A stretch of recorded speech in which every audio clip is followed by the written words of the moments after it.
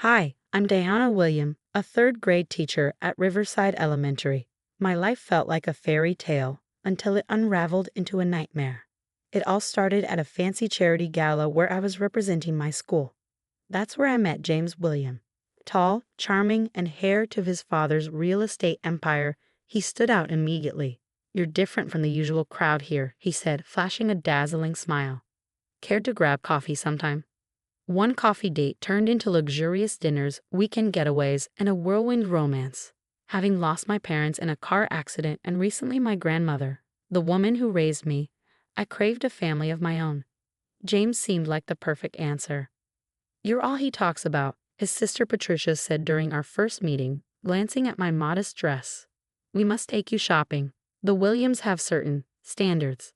Their mother, Eleanor, was even worse. During wedding planning, she dismissed every suggestion I made.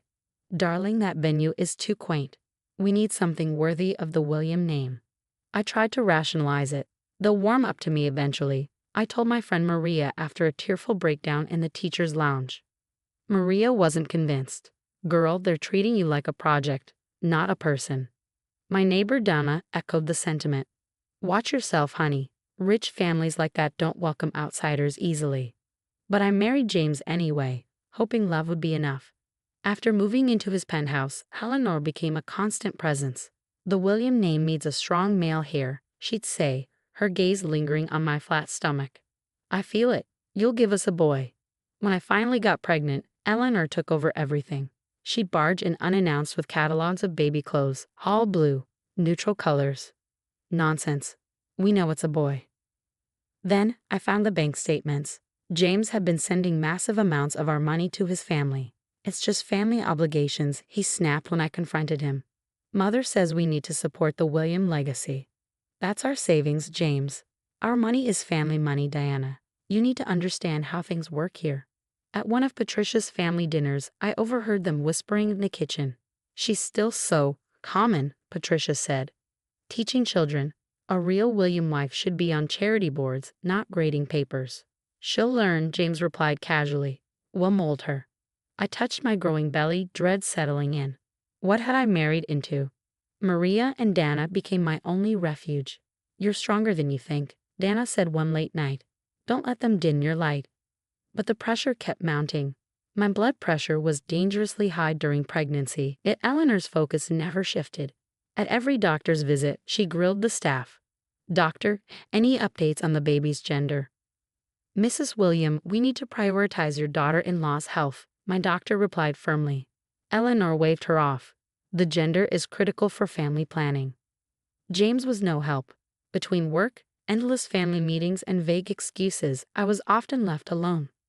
One morning, I sat in a waiting room, exhausted and dreading Eleanor's inevitable interference.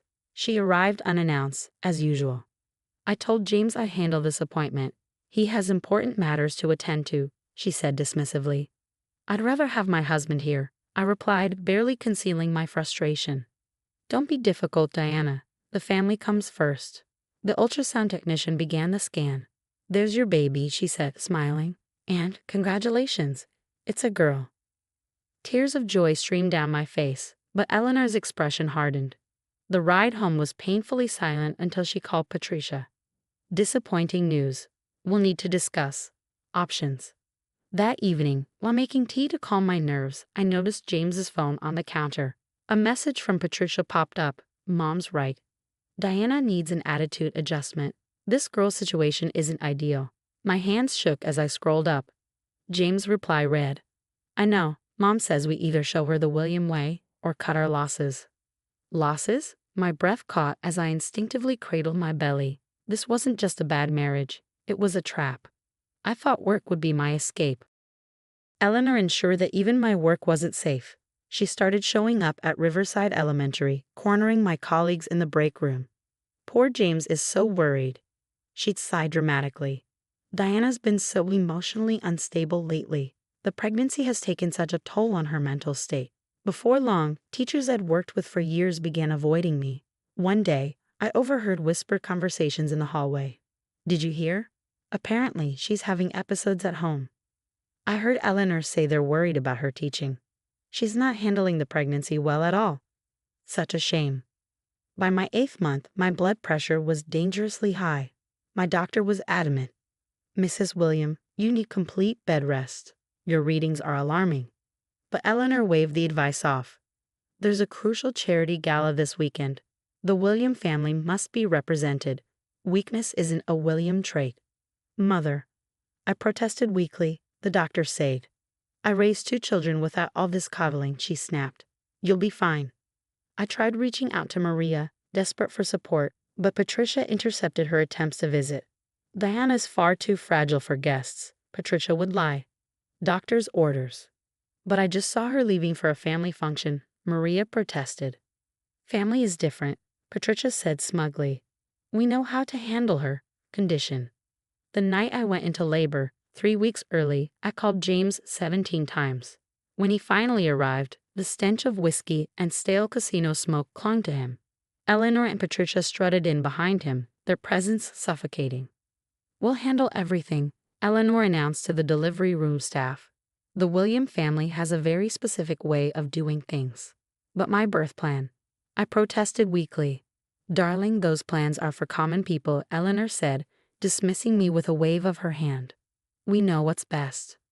James, please, I begged, reaching for him. But he stepped back, his eyes glued to his phone. Through the pain of contractions, I realized with crushing clarity that I was utterly alone in a room full of people who were supposed to be my family. After 20 hours of grueling labor, my daughter Emma was born at 3:47 a.m. Tears of joy streamed down my face as I reached for her. But Eleanor was already on the phone. Yes, it's unfortunate. A girl, just as we feared. No need for congratulations.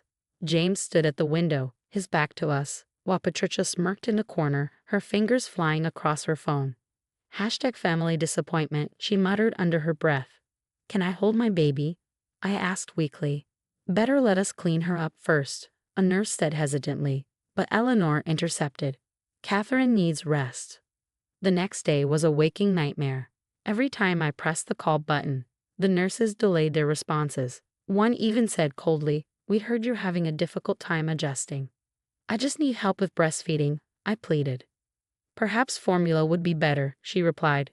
Your mother-in-law mentioned you're quite emotional. By discharge time, I was desperate to leave. James appeared briefly, disheveled in a wrinkled suit. Urgent business at the office, he mumbled. Mother will handle everything. James, please, don't leave me, I begged. Stop being clingy, Catherine. It's not attractive, Eleanor snapped. We'll be back shortly. Hours passed. Emma was crying, and no one came. Finally, a nurse entered. Ma'am, we need this room for incoming patients. But my family is coming back, I protested. That's not what Mrs. Williams Sr. told us. She said you'd arrange your own transportation. I don't have my phone or wallet. Not our concern, ma'am. Please vacate the room. Clutching Emma to my chest, I walked into the biting January wind, still in my thin hospital gown. We had to walk 3 miles before someone stopped. Oh my God, are you okay? A woman called out, rushing toward us. I'm Lisa. Are you seriously walking after just giving birth? I don't have a choice, I stammered. Like how you don't. Get in the car. Lisa drove me home, glancing at me in the rearview mirror with concern. This isn't right. Do you have someone to call? They took my phone for safekeeping. Once home, Lisa helped settle Emma and left me her number. Call me, I mean it. The next day, Maria stormed in with hospital security footage. Look what I found, she hissed. Your mother-in-law paid the nurses to ignore you. That evil witch, Dana spat, pulling out her phone. And listen to this. She played a recording of Patricia at the salon. Mother's plan is brilliant, Patricia's voice purred. No phone, no money, no support. We'll break that teacher down to size. She'll learn her place or lose everything.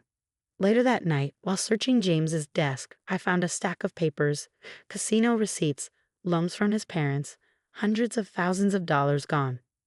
I stared at Emma sleeping peacefully, my heart breaking and hardening at once. Lisa's card sat on my nightstand, a lifeline. We deserve better than this, baby girl, I whispered, stroking her tiny hand. Mommy's done playing their games. Lisa's help became a lifeline, not just for survival, but for justice. She landed me a teaching position at Westbrook Academy, double the salary, and a fresh start. While I outwardly appeared to move on, I was quietly building my case against the Williams family. "You'll never believe who I ran into," Maria said one afternoon over coffee, her voice low but urgent. "William and Associates' former accountant." My heart raced. "What does he know?" "Everything," she replied. "Richard's fraud, James's gambling, years of cooked books and laundered money.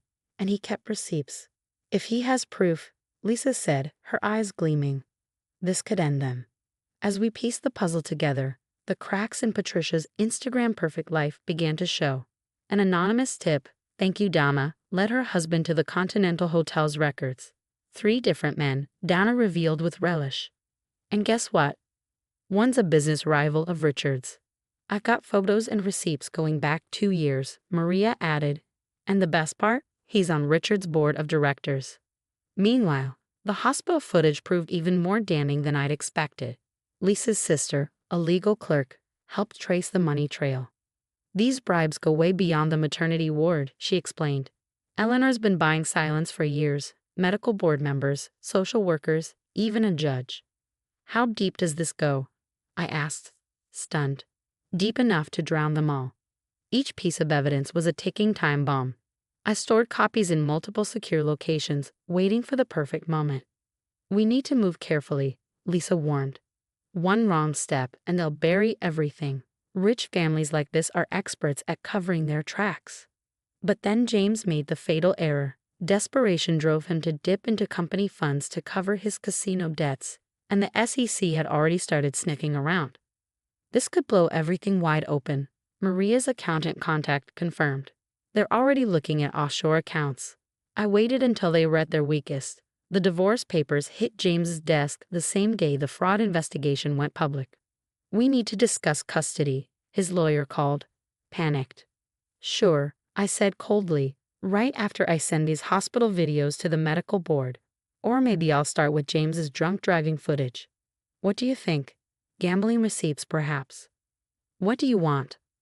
"Full custody, and for the Williams family to stay far, far away from us."